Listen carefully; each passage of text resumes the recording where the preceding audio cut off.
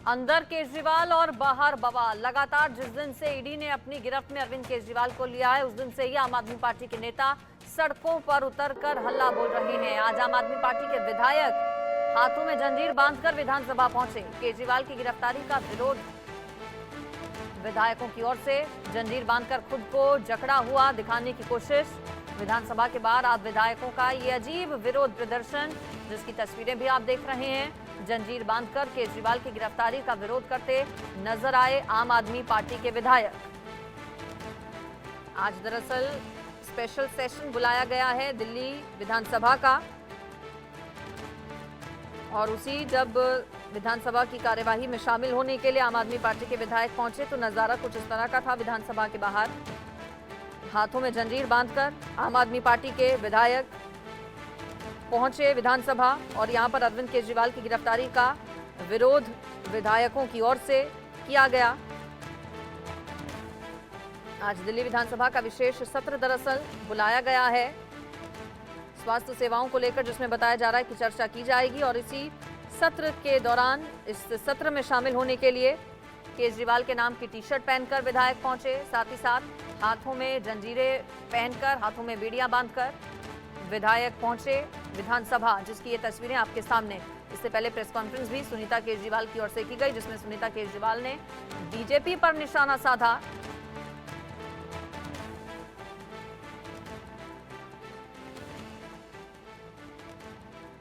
अपनी पार्टी का ये जो प्रोटेस्ट है भाजपा के खिलाफ वाला बोल, हमारे साथ बातचीत करने के लिए आतिशी मौजूद है।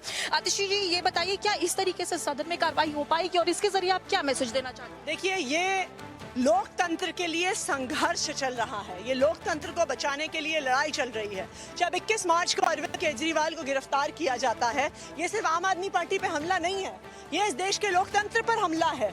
चुनाव की घोषणा के बाद आप एक सिटिंग चीफ मिनिस्टर को गिरफ्तार कर लेते हैं, एक राष्ट्रीय पार्टी के राष्ट्रीय अध्यक्ष को गिरफ्तार कर लेते हैं। अगर आप एक एक करके विपक्ष के सारे नेताओं को जेल में डाल देंगे चुनाव की घोषणा के बाद, तो कोई इसमें देश में चुनाव कैसे होगा? बहुत बहुत शुक्रिया आतिशी जी हमसे बातचीत करने के लिए। और आपने देखा कि आतिशी के साथ यहाँ तमाम नेता है, देखिए वो फिर से सदन का रुख कर रहे हैं। मैं आपको तस्वीरों में दिखाना चाहूंगी, फिर से इनकी सदन में वापसी हो रही है। लगातार तालियां बजाकर केजरीवाल को रिहा करो, इस तरीके की नारेबाजी तस्वीरों में आपको देखने को मिलेगी। हालांकि बारिश हो रही है और देखिए लगातार इस तरीके की ये जो तस्वीर है, पहले सड़कों पर ये प्रदर्शन चला, अब ये प्रदर्शन सदन में चल रहा है और इसकी तस्वीरें आपको यहाँ सदन में देखने को मिल रही है। हालांकि ये बड़े नेताओं की तरफ से कहा गया कि ईडी की गिरफ्तारी को लेकर आज सदन में चर्चा होगी। मैं शुभ कैमरा पर्सन अविनाश शुक्ला के साथ, इंडिया न्यूज दिल्ली। सब लोग आज मैं भी केजरीवाल की टी शर्ट के अंदर हैं और विरोध करते हैं भारतीय जनता पार्टी की तानाशाही का। जिस तरीके से चुनावों के दौरान हमारे लोगों के ऊपर छापे डाले जा रहे हैं, हमारे 4 शीर्ष नेता जेल के अंदर बंद हैं, आज भी हमारे लोगों को बाहर निकलने से रोका जा रहा है। प्रोटेस्ट के अंदर पुलिस बर्बरता कर रही है, यहाँ तक कि जर्नलिस्ट के ऊपर भी पुलिस हाथ उठा रही है। एक जर्नलिस्ट का हाथ फ्रैक्चर हो गया, एक जर्नलिस्ट के गले पे हाथ आपने देखा वरिष्ठ पुलिस ऑफिसर ने डाला। ये सब लोग तानाशाही की जो पराकाष्ठा है उसको पार कर रहे हैं। पूरे मामले पर ज्यादा डिटेल्स आयुष से ले लेते हैं। इंडिया न्यूज संवाददाता आयुष जुड़ गए हैं मेरे साथ। आयुष, विधानसभा के बाहर की तस्वीरें हमने देखी, फिलहाल जानकारी मिल रही है कि 1 अप्रैल तक के लिए कार्यवाही को स्थगित कर दिया गया है।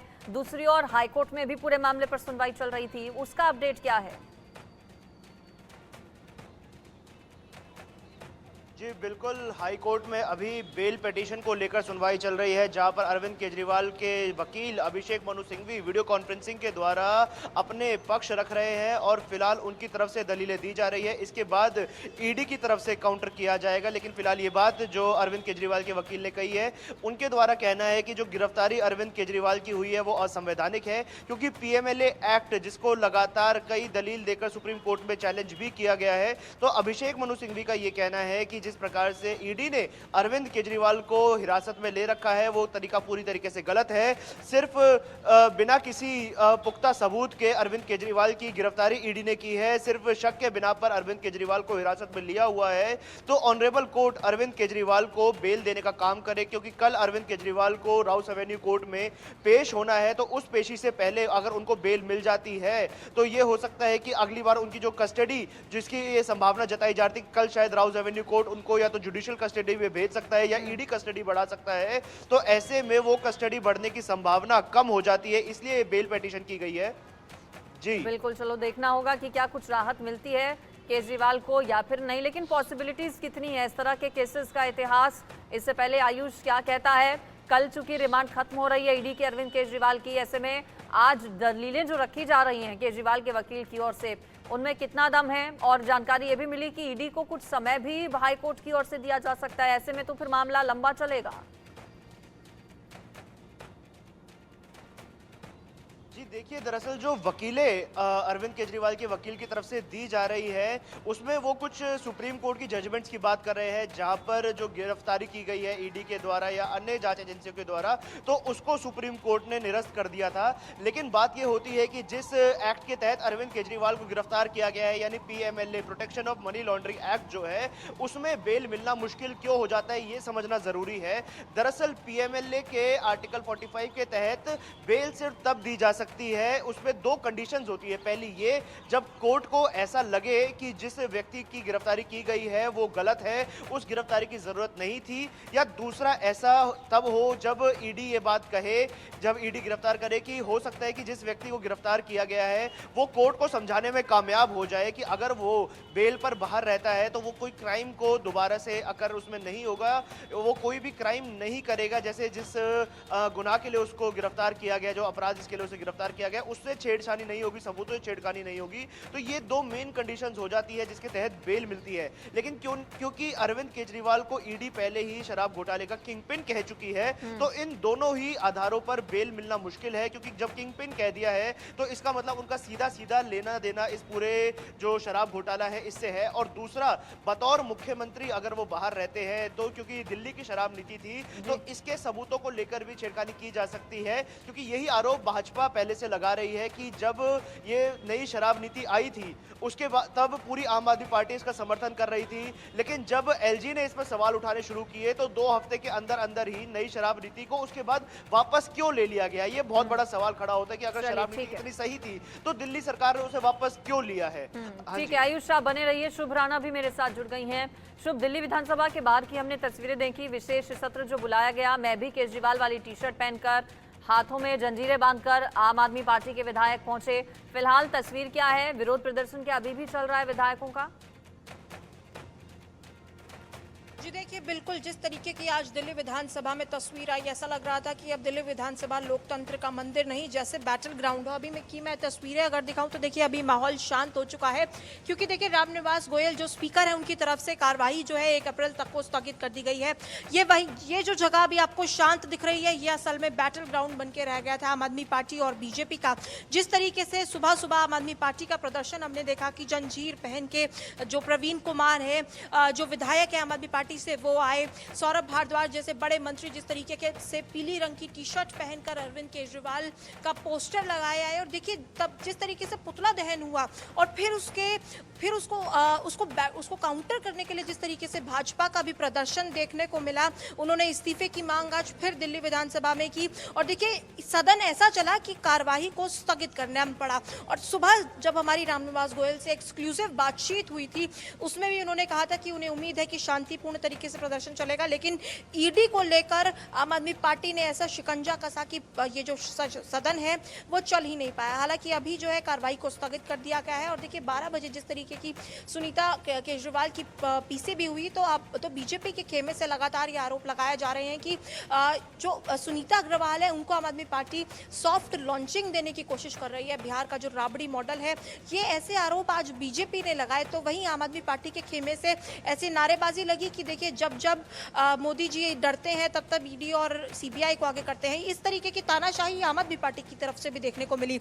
ये जो आरोप प्रत्यारोप का दौर है वो आज विधानसभा में देखने को मिला। और देखिए इससे अगर कोई ना कोई किसी ना किसी को अगर फर्क पड़ रहा है तो वो दिल्ली के 2 करोड़ लोग हैं जिनकी वजह जिनके कारण यहाँ जो सत्र है वो चल नहीं पा रहा। और तमाम मुद्दे, चाहे आप स्वास्थ्य की बात कर लीजिए, बिजली की बात कर लीजिए, जो आज विधानसभा सत्र में डिस्कस होने थे वो नहीं हो पाए। और देखिए ये जो आरोप है, आरोप प्रत्यारोप, प्रदर्शन वर्सेस प्रदर्शन की लड़ाई है, इसमें स्कोरबोर्ड दोनों पार्टियों का इस वक्त बराबर चल रहा है। क्योंकि जिस तरीके से आज प्रदर्शन देखने को मिला, दिल्ली विधानसभा में पुतला दहन किया गया, आज ऐसा लगा कि देखिए ये जो लोकतंत्र का मंदिर है वो अब एक और बैटल ग्राउंड बन गया है। क्योंकि जो लड़ाई सड़क पर दिल्ली से आम आदमी पार्टी और भाजपा लड़ रही थी, वो लड़ाई सदन में आ गई। चलिए ठीक है, शुभ बनी रही। आयुष भी हमारे साथ जुड़े हैं। आयुष, सुनीता केजरीवाल को भी हमने सुना, हालांकि पहले माना ये जा रहा था कि आज कुछ बड़े खुलासे हो सकते हैं सुनीता केजरीवाल की ओर से, लेकिन ऐसा कुछ भी नहीं हुआ। महज 2 से 3 मिनट की प्रेस कॉन्फ्रेंस, लेकिन उन्होंने ये जरूर कहा कि कल अरविंद केजरीवाल कोर्ट में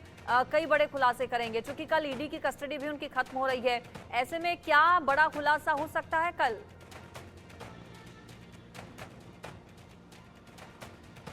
जी बिल्कुल, जैसे कि उम्मीद जताई जा रही थी कि सुनीता केजरीवाल अपनी प्रेस कॉन्फ्रेंस में कई बड़ी चीज़ें सामने लाकर रख सकती हैं, क्योंकि कल अरविंद केजरीवाल को राउज एवेन्यू कोर्ट में पेश किया जाना है। उससे पहले की ये अहम प्रेस कॉन्फ्रेंस सोची जा रही थी, पर कोई ऐसी बड़ी बात नहीं कही गई सिवाय एक मुद्दे को छोड़कर जो उन्होंने बोला है, जिसको लेकर सस्पेंस बना हुआ है कि आखिर कल अरविंद केजरीवाल ऐसी क्या बात बोलने वाले हैं कोर्ट में, जिसको लेकर वो कह रही है कि बहुत बड़ा खुलासा कल अरविंद केजरीवाल करेंगे। क्योंकि अक्सर कोर्ट में क्या होता है कि जो अभियुक्त होते, अक्यूज होते हैं, वो नहीं बोलते, उनके बिहाफ पर उनके वकील कुछ बातें कहा करते हैं। तो अब कल उनके वकील की तरफ से या खुद अरविंद केजरीवाल की तरफ से क्या कुछ बातें सामने आने वाली है, ये देखने वाली बात होगी। क्योंकि लगातार जिस प्रकार से ईडी ये बात कह रही है कि अरविंद केजरीवाल जांच में सहयोग नहीं कर रहे हैं, वो सवालों के जवाब नहीं दे रहे हैं, क्या इसको लेकर अरविंद केजरीवाल कोई अपडेट देंगे, या फिर जो दिल्ली शराब नीति का आरोप उनके ऊपर लग रहा है, लगातार भाजपा ये बात कह रही है कि जेल के अंदर से अरविंद केजरीवाल आदेश आखिर कैसे दे सकते हैं, चाहे वो नैतिकता की बात हो या कानूनी बात हो। जेल के अंदर से ईडी कस्टडी के अंदर से अरविंद केजरीवाल का जो दिल्ली सरकार को आदेश दिया जाना है वो गलत है, क्या इस पे बात होगी? क्योंकि लगातार आम आदमी पार्टी की तरफ से एक बात कही जा रही है कि अरविंद केजरीवाल जेल के अंदर से सरकार चलाएंगे और कोई भी वेलफेयर स्कीम दिल्ली सरकार नहीं रोकने वाली है, लोगों को सारी वेलफेयर स्कीम्स मिलेंगी। क्या इससे जुड़ा कोई बड़ी अपडेट कल अरविंद केजरीवाल दे सकते हैं या उनके वकील दे सकते हैं? ये कल देखने वाली बात होगी कि आखिर कोर्ट में ऐसी क्या डिटेल अरविंद केजरीवाल देने वाले हैं, ऐसा क्या खुलासा कल अरविंद केजरीवाल करेंगे। बिल्कुल, निगाहें इस बात पर टिकी हैं क्योंकि आज सुनीता केजरीवाल की ओर से जब प्रेस कॉन्फ्रेंस की गई तो उन्होंने कहा है कि कल बड़े खुलासे कल होने वाले हैं। कई शुभ और भी कई बातें सुनीता केजरीवाल की ओर से कही गई। और अब सवाल ये भी घूम रहा है कि सुनीता केजरीवाल 2 बार ऐसा हो चुका है जब सामने आई हुई अरविंद केजरीवाल की गिरफ्तारी के बाद, एक बार केजरीवाल का संदेश लेकर वो आई थी और आज जब आई तो बीजेपी पर हमलावर नजर आई, साथ ही साथ ईडी की पूरी कार्रवाई पर उन्होंने सवाल उठाए। क्या चर्चाएं और ज्यादा तेज हो गई हैं कि अगर इस्तीफा अरविंद केजरीवाल का होता है तो फिर अगला सीएम कौन होगा? क्या सुनीता केजरीवाल का नाम चल रहा है चर्चाओं में? जी बिल्कुल, देखिए सियासी गलियारों में इस बात की जो आपने मुझसे सवाल पूछा, इस बात की हलचल बहुत तेज है। क्योंकि अभी जब मैं बीजेपी के विधायकों से बात कर रही थी, उन्होंने भी इंडिया न्यूज़ से एक्सक्लूसिव बातचीत में यही कहा कि क्यों आखिर आम आदमी पार्टी की तरफ से जिस तरीके से सुनीता केजरीवाल लगातार प्रेस कॉन्फ्रेंसेस कर रही हैं, तो कहीं ना कहीं ये सॉफ्ट लॉन्चिंग है। बीजेपी के विधायकों से ये भी उनका कहना था कि ये जो बिहार का राबड़ी मॉडल है उसको कहीं ना कहीं आम आदमी पार्टी लगातार लाने की कोशिश कर रही है। और देखिए इस तरीके के जो बयान है वो बीजेपी के खेमे से आए। तो वहीं अगर आम आदमी पार्टी से जब हमारी बातचीत हुई, चाहे वो सौरभ भारद्वाज हो या आतिशी हो, उनकी तरफ से कहा गया कि देखिए हमारे मुख्यमंत्री सिर्फ एक ही रहेंगे, अरविंद केजरीवाल, इस बात से कोई फर्क नहीं पड़ता कि वो सलाखों के पीछे हो या फिर बाहर हो। इस तरीके से आम आदमी पार्टी जो पूरी कर्मबद्ध एक ही आवाज में बार बार ये बात कर रही है। हालांकि 31 मार्च को एक बड़ी रैली का आयोजन जरूर किया गया है जिसमें इंडिया अलायंस के बड़े मेंबर्स आएंगे और ये कयास लगाया जा रहा है कि कांग्रेस की तरफ से बड़े चेहरे आ सकते हैं। क्योंकि देखिए देखिए कल और परसों में जो आम आदमी पार्टी के बड़े नेता हैं, चाहे आतिशी हो, सौरभ भारद्वाज हो, गोपाल राय हो, वो पर्सनली इन बड़े मेंबर्स को इनवाइट करने चाहेंगे, फिर चाहे राहुल गांधी की बात क्यों ना की जाए। तो ये जो एकजुटता है वो दिल्ली में पहली बार इंडिया अलायंस के साथ और खासतौर से कांग्रेस के साथ ये देखने को पहली बार मिलेगी। और सुनीता केजरीवाल की अगर बात की जाए तो देखिए सुनीता केजरीवाल वो शख्स है जो रोज अरविंद केजरीवाल से शाम 7 बजे मिलती हैं। 1 घंटे की बातचीत होती है और 1 घंटे की बातचीत के बाद अगले दिन प्रेस कॉन्फ्रेंस होती है और जो भी वो उनको बताते हैं, क्योंकि देखिए अरविंद केजरीवाल तक सिर्फ एक्सेस सुनीता केजरीवाल का है, यहाँ तक कि कोई उनका पार्टी का मंत्री या कोई पार्टी का विधायक उनसे भी नहीं मिलने जा सकता। तो सिर्फ सुनीता केजरीवाल ही एकमात्र ऐसी कड़ी है जो अरविंद केजरीवाल से इस वक्त पूरी तरीके से जुड़ी हुई है और जो भी वो उनको बताते हैं वो आके प्रेस कॉन्फ्रेंस में उस पर जो पर्दा है वो उस पर हटा देती है। हालांकि आज सुनीता केजरीवाल की तरफ से ऐसा प्रतीत हुआ जैसे कि मूवी को लॉन्च करने से पहले जिस तरीके का ट्रेलर लाया जाता है उस तरीके से सुनीता केजरीवाल ने आज इस ट्रेलर की तरह कहा कि अरविंद केजरीवाल कल ईडी को लेकर बड़े खुलासे करेंगे। हालांकि ईडी के सूत्रों ने यह बताया कि अरविंद केजरीवाल जांच में सहयोग नहीं कर रहे। तो ये जो कड़ी है सुनीता अग्रवाल की, ये जो कल जिस तरीके की अरविंद केजरीवाल की कोर्ट में पेशी होगी उससे तस्वीर और साफ होगी। जी बिल्कुल। और एक तरह से देखिए सोशल इमोशनल कनेक्ट करने की भी कोशिश आम आदमी पार्टी की सुनीता केजरीवाल के जरिए हो रही है। आयुष, एक याचिका जो हाईकोर्ट में अरविंद केजरीवाल के वकीलों की ओर से डाली गई जिसमें ईडी की पूरी कार्रवाई को गैर कानूनी बताया जा रहा है, एक याचिका हाईकोर्ट में अरविंद केजरीवाल के खिलाफ भी दाखिल हुई है जिसमें कहा गया है कि जो आदेश और निर्देश ईडी की गिरफ्त से अरविंद केजरीवाल जारी कर रहे हैं उस पर जांच हो। जनहित याचिका है ये याचिका किसकी ओर से दाखिल की गई है? क्या हाईकोर्ट इस पर भी सुनवाई करने के लिए तैयार हुआ है?